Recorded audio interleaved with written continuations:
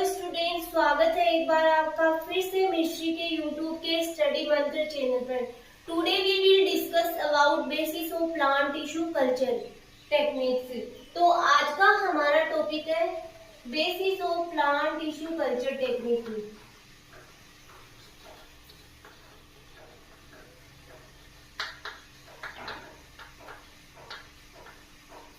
Plant tissue culture.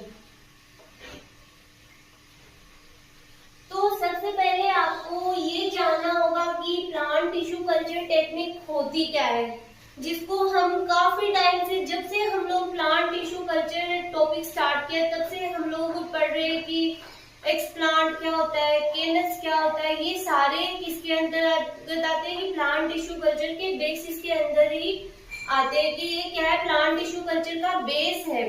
तो पहले हम लोग जानते हैं कि प्लांट टिश्यू कल्चर टेक्निक होती क्या है। तो plant tissue culture technique is a collection of techniques that maintain and grow A plant tissue cells under aseptic condition. जो प्लांट टिश्यू कल्चर टेक्निक होती है वो क्या होती है, बहुत सारी टेक्निक्स का कलेक्शन होती है जिसके द्वारा किसी प्लांट सेल्स और टिश्यू को क्या किया जाता है, किसी न्यूट्रिएंट कल्चर मीडिया पर ग्रो करवाया जाता है। कौन सी कंडीशन में, एसेप्टिक कंडीशन। एसेप्टिक कंडीशन मतलब रोगाणु मुक्त कंडीशन, जिसमें कि फ्री फ्रॉम माइक्रोब्स। जो हम प्लांट टिश्यू सेल्स या फिर कोई भी प्लांट का ऑर्गन ले रहे हैं या पार्ट ले रहे हैं, उसको माइक्रोब्स से फ्री करके उसको न्यूट्रिएंट मीडियम में कल्चर करवाना ही क्या कहलाता है, प्लांट टिश्यू कल्चर कहलाता है। प्लांट टिश्यू कल्चर का मीनिंग होता है किसी प्लांट के क्लोन्स भी बनाना। इसको क्या बोलते हैं, माइक्रो प्रोपागेशन भी कहा जा सकता है। अब हम लोग बात करते हैं कि इसके बेसिस के अंतर्गत हम लोग क्या क्या स्टडी करेंगे। हम लोग स्टडी करेंगे कि एक तो फर्स्ट हम लोग इसकी डेफिनेशन नोट डाउन करेंगे,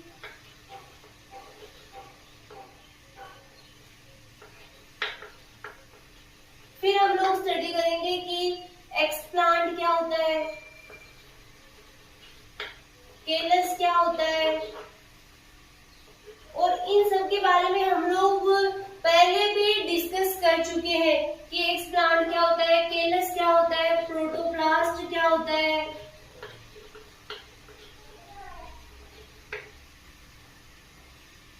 कल्चर मीडिया क्या होता है,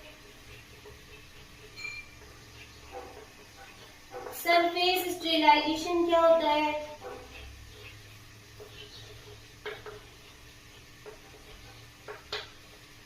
इन सब के ऊपर इन सब की हम लोग क्या करेंगे, डेफिनेशन नोट डाउन। इन सब की हम लोग डेफिनेशन नोट डाउन करेंगे। पहले तो प्लांट टिश्यू कल्चर के बारे में हम लोग डिस्कस करेंगे, फिर इन सब के बारे में थोड़ा थोड़ा हम लोग नोट डाउन करेंगे। यही क्या है, प्लांट टिश्यू कल्चर का बेसिक है।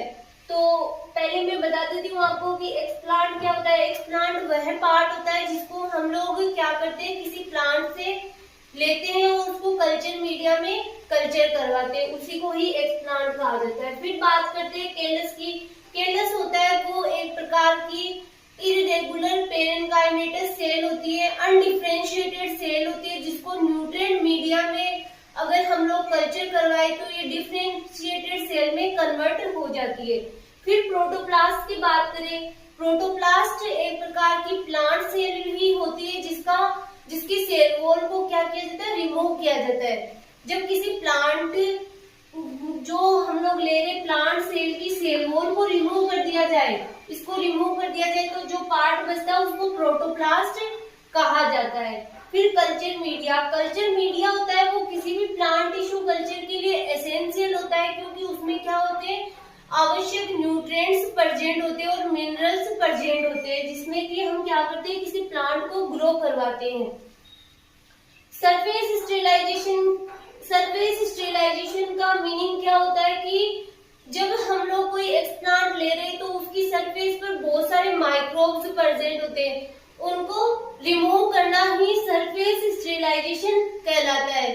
तो इनके बारे में ही हम लोग आज हम अपने नोट्स प्रिपेयर करेंगे। ये आपके basis of plant tissue culture. तो सबसे पहले हम लोग प्लांट टिश्यू कल्चर की डेफिनेशन नोट डाउन करते हैं। Plant tissue culture is a collection of techniques used to maintain और ग्रो प्लांट सेल, टिश्यू और organs under sterile condition on a nutrient culture medium. बहुत इजी सी definition लिखी हुई है। अगर आप चाहो तो इसको हिंदी में भी नोट डाउन कर सकते हो कि प्लांट टिश्यू कल्चर क्या होती है। बहुत सारी टेक्निक्स का कलेक्शन होती है जिसके अंतर्गत किसी प्लांट सेल टिश्यूज को स्टेराइल कंडीशन के अंडर उसको ग्रो करवाया जाता है, मेंटेन किया जाता है। It is widely used to produce clones of a plant in a method known as micro propagation.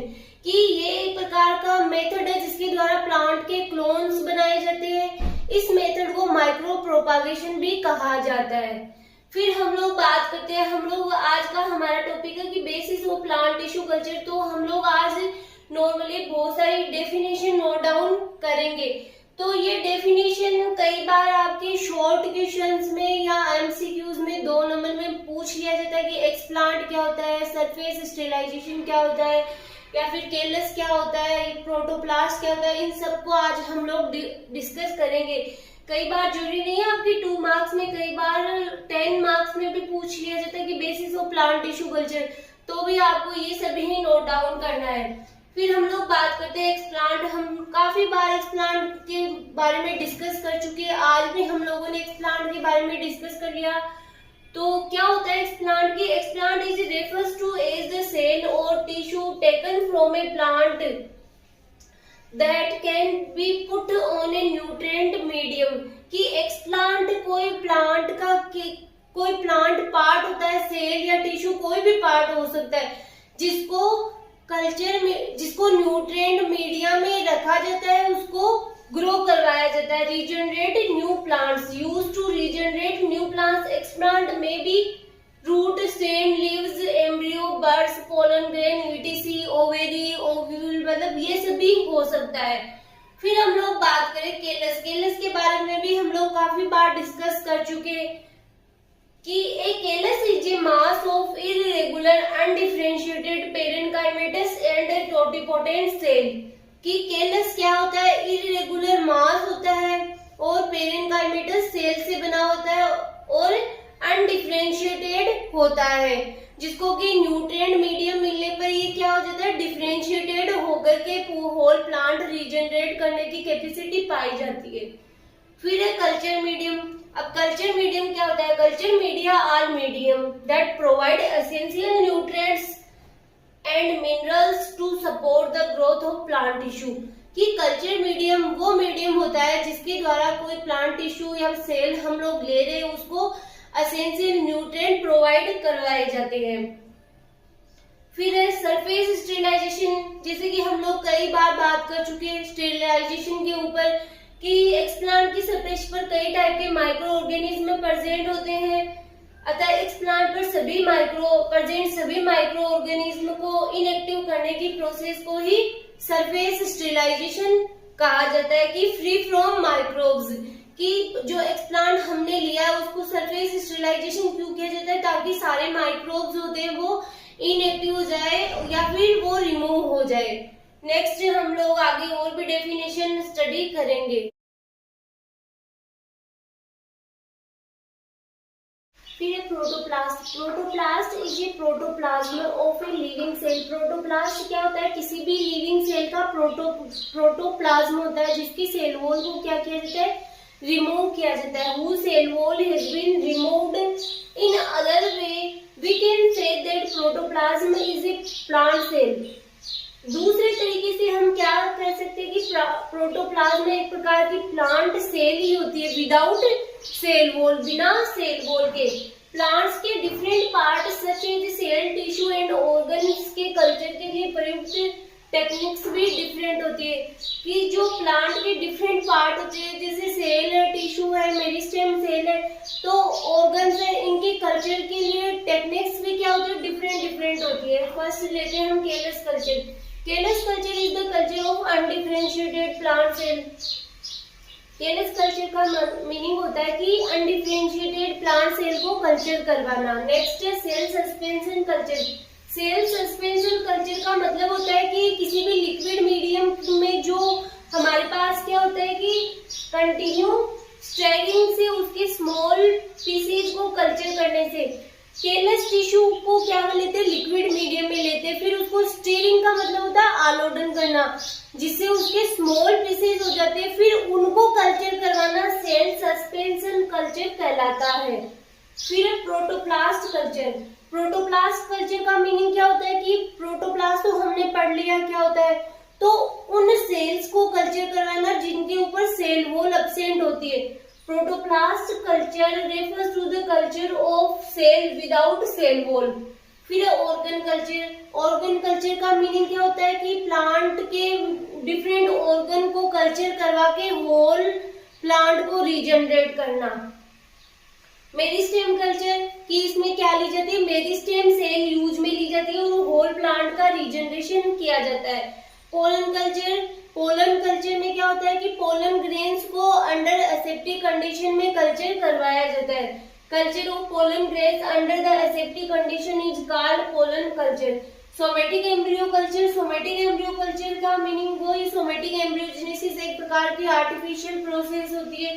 Is an artificial process in which a plant और embryo is derived from a single somatic cell. की plant और embryo किसके द्वारा derived होते हैं, एक single somatic cell के द्वारा डेराइव्ड होते हैं। नेक्स्ट हम लोग अब इसको लाइन डायग्राम के रूप में भी स्टडी कर लेते हैं।